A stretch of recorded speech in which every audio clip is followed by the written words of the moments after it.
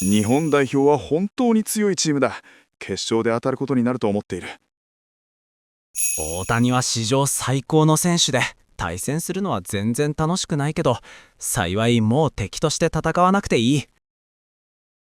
大谷はこの野球という競技で史上最高の選手だと思っている。ある意味では過小評価されているとさえ感じる。これらは今オフにドジャースへ加入したカイル・タッカー、エドウィン・ディアス、さらにはドジャースの編成本部長アンドリュー・フリードマンが語った言葉です。ドジャースは2年連続でワールドシリーズを制覇し、今や球界の絶対王者として君臨しています。そこへ2026年シーズンに向けてさらなる戦力を加えた形となりました。この動画ではカイル・タッカーは WBC や大谷翔平との初対面について、エドウィン・ディアスは WBC での壮絶な負傷体験を、そしてフリードマン編成本部長は大谷翔平をどう評価しているかを、それぞれ赤裸々に語っています。現地では一体どんな言葉が飛び出したのでしょうか。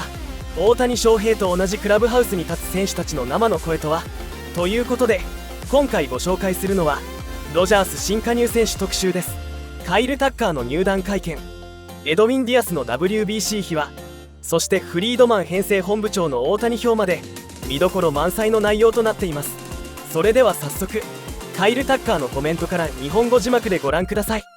カイル・タッカーといえばアストロズ時代の2023年に打点王を獲得し、走攻守の総合指標は2021年以降の外野手としてアーロン・ジャッジとフアン・ソトに次ぐ数字を残した今 MLB 界で最もバランスの取れた外野手の一人です。今オフの FA 市場で最大の目玉と称され、ブルージェイズ、メッツと激しい争奪戦を制し、4年2億4000万ドル、約380億円でドジャースと契約。インタビューでは大谷翔平選手との初対面エピソードや WBC 不参加の意外な理由まで飾らない言葉で語ってくれています。ぜひ最後までご覧ください。Man, you had an adventurous offseason, man. Not only did you get that championship, then you go do the WBC. And, man, you know, I was just talking to players throughout that were involved in it. It was a historic moment, I think, for baseball, but for you, how was it for you to be out there with, you know, guys like Trout, you know, just different guys on the team? Yeah, USA WBC stuff was awesome. I mean, I've watched the guys on TV and, you know, on, you know, opposing sides, but I've never been in the same clubhouse or, you know, been in the same dugout with them. So being able to personally connect with a lot of the players, and you know there's a lot of MVPs, you know, Silver Sluggers, Gold Glovers on the team, and just being in the same clubhouse and being able to connect with them on a personal level was pretty cool. I love it, man. As a baseball fan, seeing Trout versus Ohtani, and I think that was the moment that everybody just walked away with like, whoa, how was that, man? Because I mean, everybody was on like eggshells and like, man, what's going to happen here? It was pretty weird how that worked out, where that was like the last matchup of the whole thing. But a written baseball movie. Yeah, I know, right? But it was pretty cool to watch. I mean, you know, our whole lineup was pretty fun to watch. You know, the whole way through. The Mexico game over in AZ was pretty crowded, loud, and pretty awesome. The Venezuela game, and then you know that last game against Japan was pretty cool. I wish we ended up getting a couple extra runs right there, but I mean they played a phenomenal game, and you know. Had a phenomenal job in time staying with the team and you know being in the same dugout and clubhouse with everyone. Welcome to Los Angeles. Just when you think about making this decision, what made the city, this team so appealing, and can you just talk about how this all really came together for you? I mean, it was interesting. I mean, obviously, I think very highly of this organization. I mean, from the top down, from you know ownership group to the front office. I think it's you know first class experience with all of that. I mean, playing here is exciting. You can see the fan base really embrace the team, embrace the city, and want to encourage the players to go out there and you know play at a high level. And I think the players kind of speak for themselves with the play out that they do out on the field, winning you know multiple World Series championships, especially the last 2 years. You know the players kind of speak for themselves in terms of that, and I don't know them. Many players like super personally, but just more so playing against them and seeing them and talking to them on the field. But I mean, this is a great group of guys, and you know, I'm excited to join them and you know have another run at a World Series. Dave, have you thought about how you might construct your batting order now that you have, you know, someone else with a lot of pop, you can go near the top. Yeah, so Kyle's in the hot box, right in the hopper right now. So I think for me, I was talking to Gomer and Andrew just recently, and it's just fun to kind of think about, where Kyle's going to hit in the lineup, and obviously he'll be in right field, and Teo's excited about playing left field. He'll be in the top third. I don't want you guys to hold me to it right now, but, second or third seems to make sense. Kyle, there's a lot of stars on this team. Did you get a chance to reach out to any of them, and just what was their message about what it's like to be a star for this organization? Yeah, I've had a few guys. I've talked with a few guys. I've saw Muncy and Shohei here today. Met some of the medical staff in front office, and actually put a name to a face, and being able to be in front of them is really cool. Had a few guys just kind of text me saying that how excited that I'm joining the team, and kind of vice versa. So we were just on FaceTime with Freddie. He was telling me not to do anything stupid. So I was like, you're good. I'm good with that. So I'm excited. This is a great group of guys, and I'm excited to get to know them a little bit better, and get to playing with them on the field. Kyle, be honest. Have you yet been able to sit back and envision yourself in this Dodgers lineup, and where you might fit into a lineup that includes Shohei Ohtani and Mookie Betts and Freddie Freeman, yourself, Will Smith, the names go on, and just envision yourself somewhere in there? Yeah, I mean, it's exciting to think about, and it's going to be exciting to go out and do and experience once the season starts.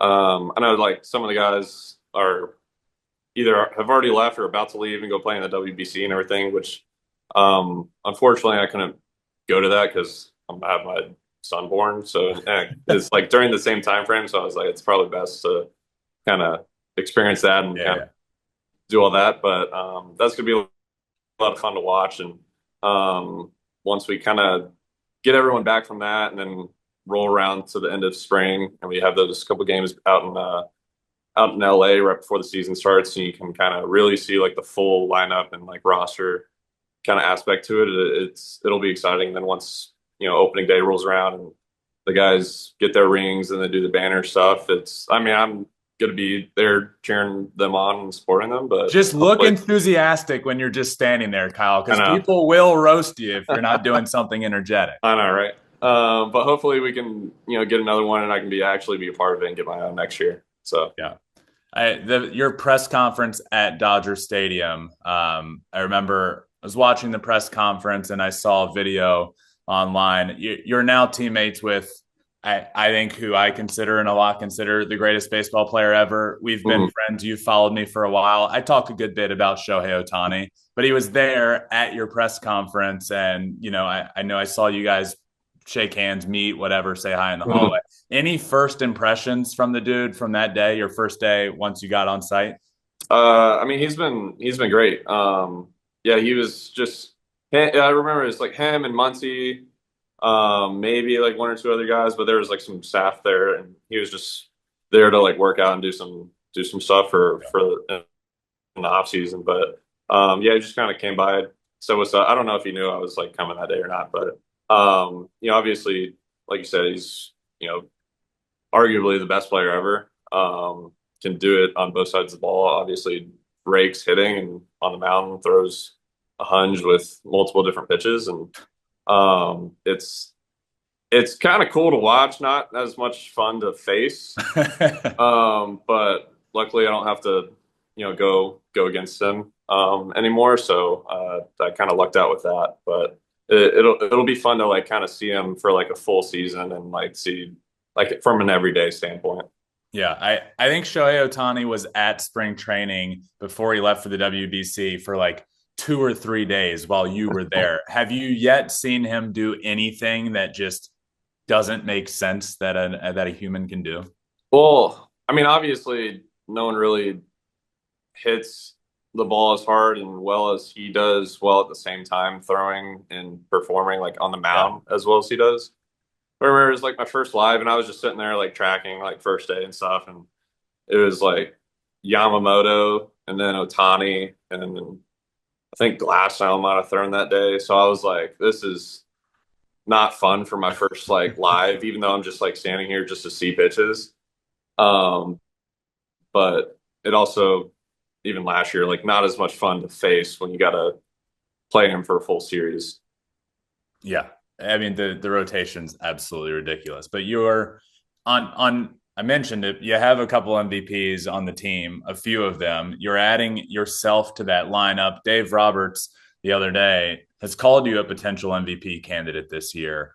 What, as a player, what's your mindset heading into 2026? Or do you have any personal goals outside the ultimate goal of winning a championship, another championship for yourself, the third in a row for a Dodgers? After working out this offseason and getting ready for a new season, learning from last season, are you heading into this year with any personal goals? Do you set any for yourself? Not necessarily. I just try and do my part helping our team win. I kind of just, I mean, I try and treat every year and every game kind of like the same. Just to go out there and try and put up as many runs as possible offensively, or do what I need to do to get guys over or get guys in, and set ourselves up for opportunity to win the game. And same thing on the defensive side, just try and hold guys from taking an extra 90 feet or getting some outs. So same thing kind of with everyone else. Like everyone is very talented and like goes out and performs well and stuff, but at the same time, like even if we don't or we have a bad game, like if there's some way that we can contribute to giving our team success, like that's kind of I think what makes this team really good. So when you have a bunch of guys just trying to do that, like I think everything else kind of adds up and stacks on top of each other. It's where you start naturally just getting a bunch of runs and like preventing runs and stuff. So it's not very selfish team over here. You a few years ago, you were a part of the last World Baseball Classic. I know for obvious reasons, you're having a kid. You're not able to be there this year. Did D-Row call you to invite you back to the team for this World Baseball Classic? Yeah, we had a conversation about it like early on in the off season, and I was like, it's kind of like, hey, I'll do it, but like at the same time, just want to give you a heads up that I might have to like play a game or two like during it, and then like leave for like a game or two or something, and like come back afterwards. To where it was kind of a lot that kind of goes into it.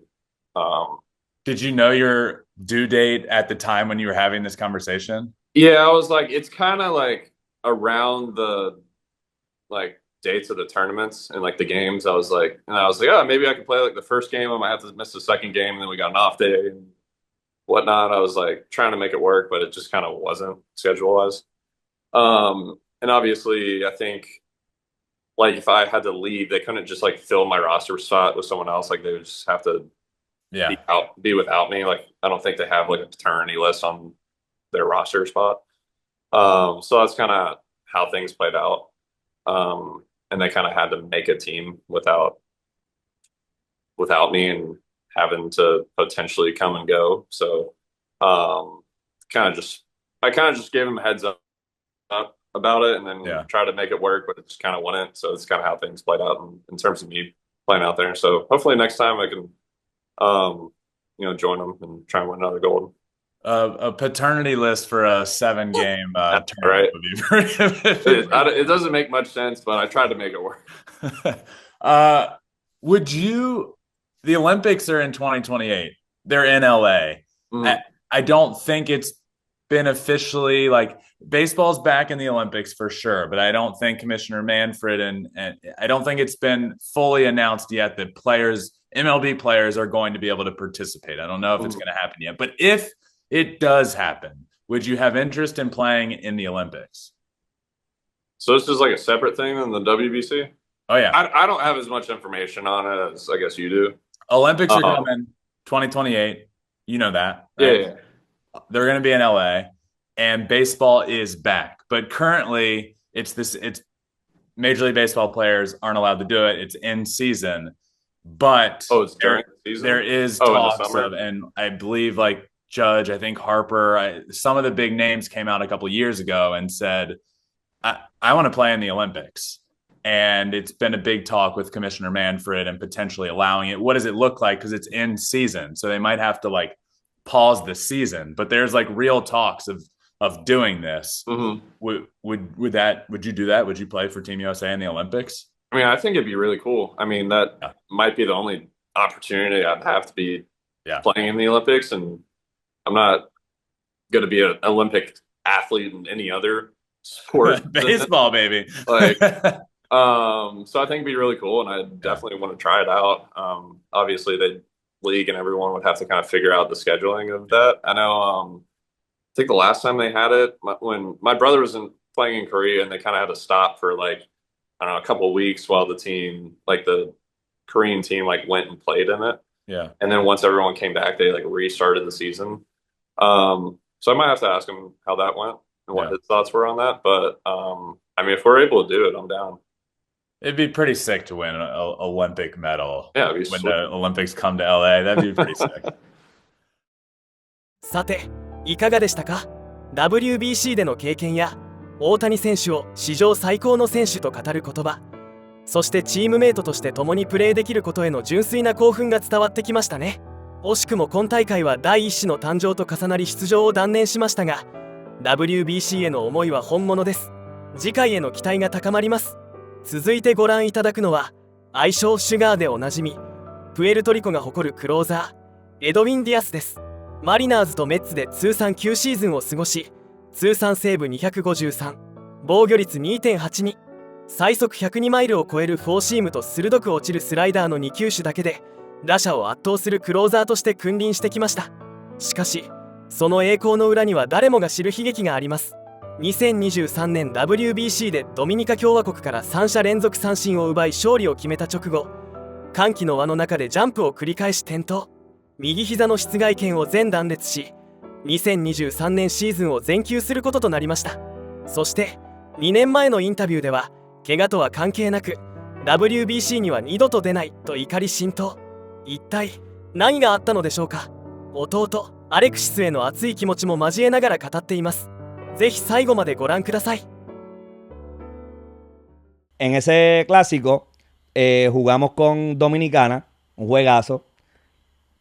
Poncha a Teóscar Hernández, pues da la celebración, da la mala pata que pues te lastimas en ese momento y vamos de como que en high aquí arriba, de le ganamos a Dominicana. Ustedes dos, ¿verdad? Hablando de ustedes dos, están jugando por primera vez juntos por Puerto Rico, la familia, estamos en Miami. No, primero juego que pichamos juntos el mismo juego. Sí, picharon el mismo juego. Quinta, ¿verdad? La sexta, sí, quinta, sexta y tiré la novena. ¿Cómo se maneja esas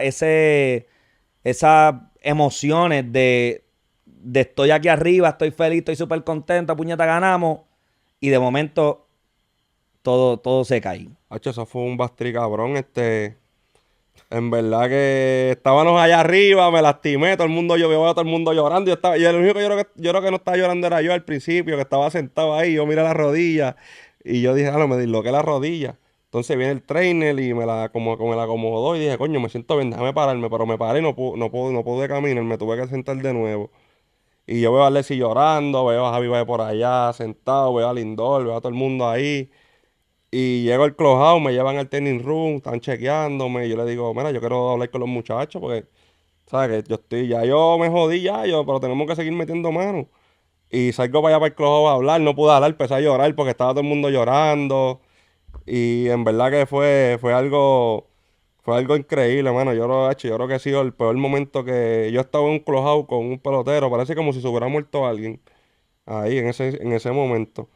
De estar celebrando a que me lastimé y todo se fue para el piso. Todo en ese momento fue tristeza. Yo primera vez que yo estoy en un clubhouse y veo tantos compañeros míos llorando por algo. No era por mí, o sea, yo estoy hablando de como si hubiera pasado algo.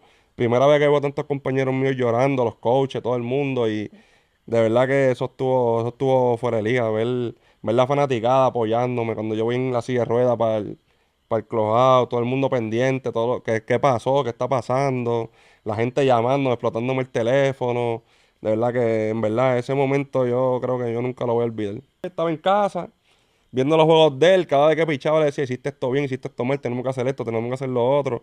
Pues no tenía más nada que hacer, estaba en los juegos de los médicos, me iba para casa, descansaba Y de verdad Alexis tuvo una tremenda temporada, de verdad que cayó mucha boca porque en el juego de México Alexis pues no pichó bien y mucha gente le cayó encima. Gente que no entiende hubo mucha gente que ve el clásico, había muchos fanáticos que no sabían nada de pelota. Eran por el momento.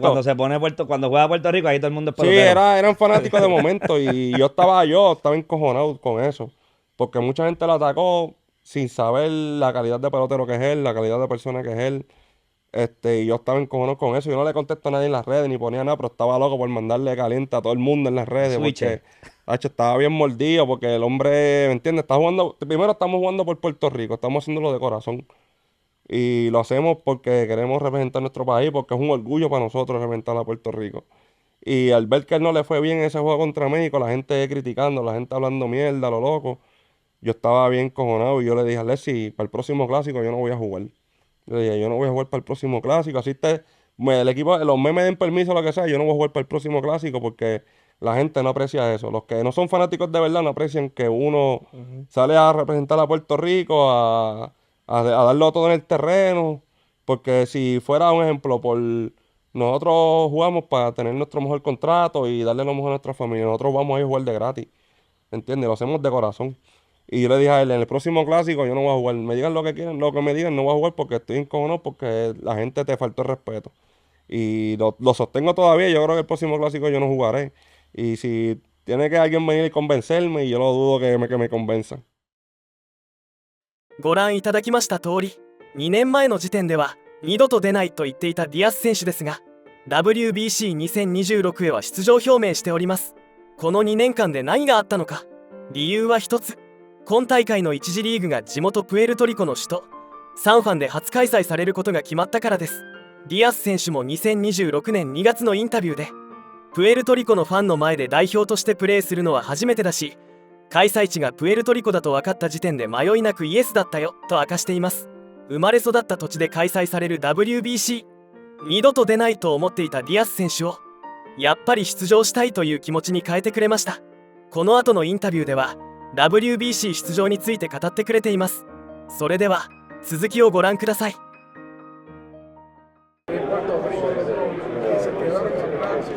No, esperamos en Dios pues, ganar el trofeo, obviamente, como equipo que tenemos un gran equipo, esperamos llegar lejos, obviamente tenemos que pasar por algunos equipos que en el papel son más fuertes que nosotros, pero nosotros sabemos jugar la pelota y lo hemos demostrado en todos los clásicos, siempre estamos ahí en los números y esperamos que en este 26 sea el año de nosotros y poder ganar la medalla de oro.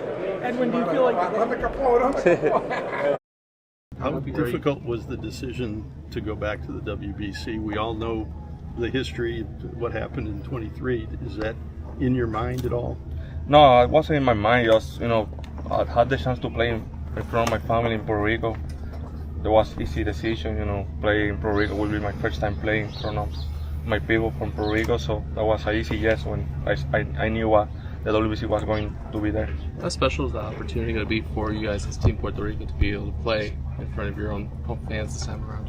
It's great. I think a lot of guys haven't played in front of their family, friends, and the fans from Puerto Rico. So have the chance to play one round there is pretty amazing. Why does it mean so much to you to represent Puerto Rico in the WBC?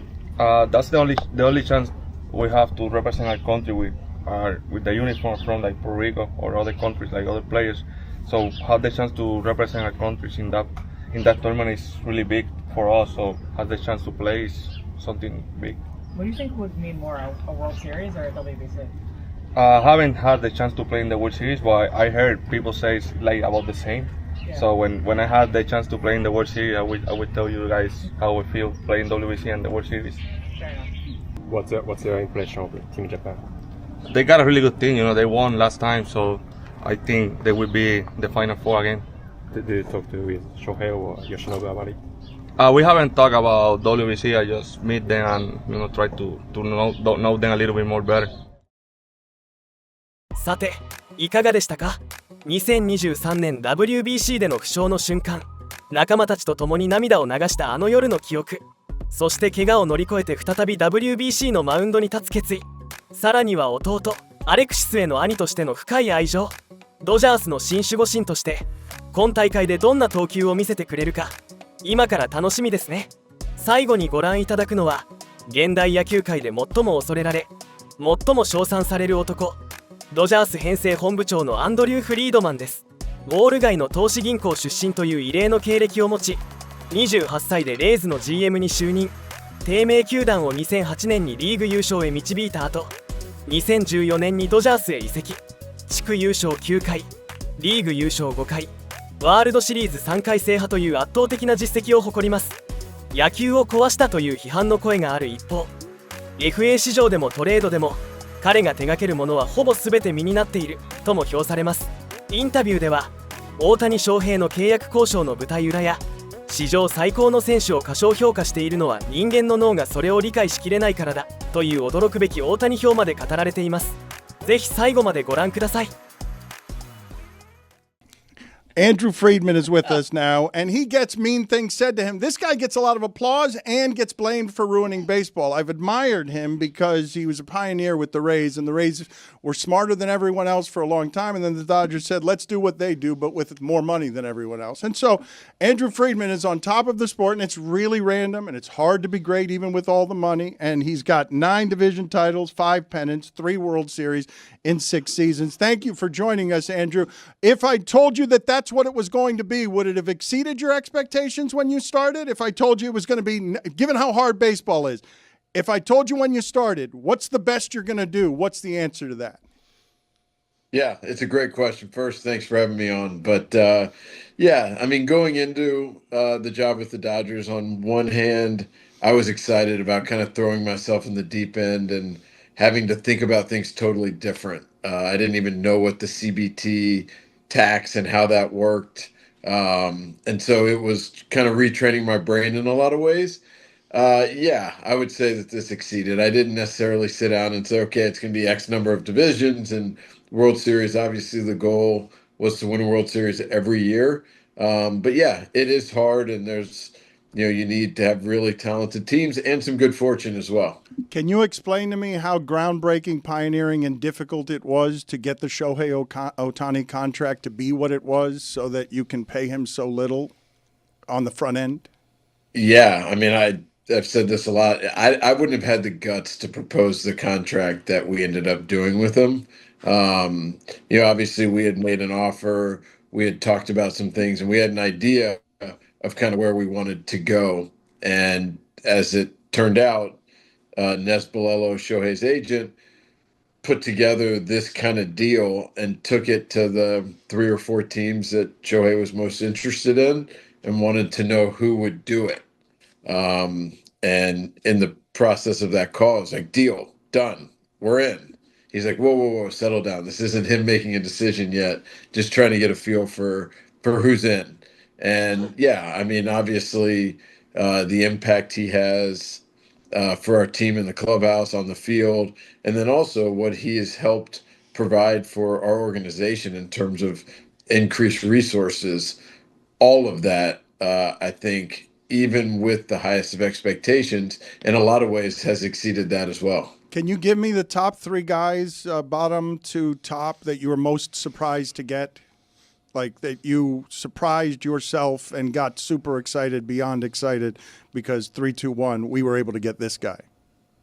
Yeah, I mean, I think Shohei, even going back to 2017, when he was still playing in the MPB and coming over to the States, we spent a ton of time on it.